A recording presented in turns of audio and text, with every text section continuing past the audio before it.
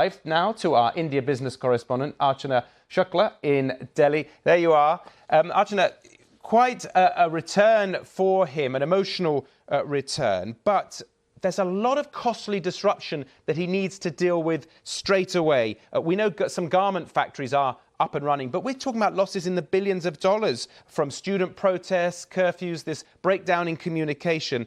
How is Mohammed Yunus likely to address that?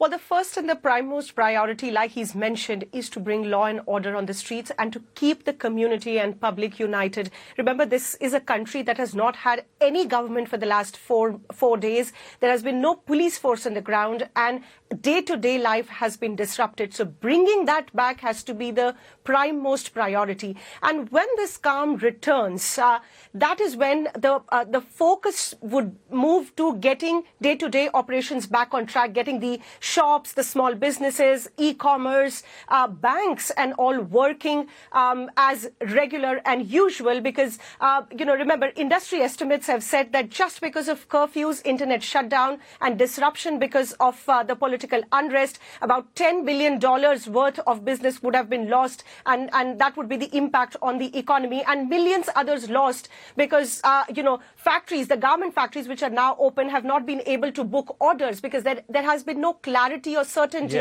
on when the country would come back on the normal track. So bringing that political stability is important for the economy right now, and also to keep the international lenders assured. Indeed, stability, because it's such a big exporter, but also a huge importer of all those materials. The student protests, though, were very much about high inflation and also inequality in the country. So he'd have to deal with that further down the line, too. Well, absolutely. The scale of the unrest and the anger of the public shows that a lot of policies of the Sheikh Hasina government were not in favor of the public, and they were not happy, and a lot of that will have to be relooked.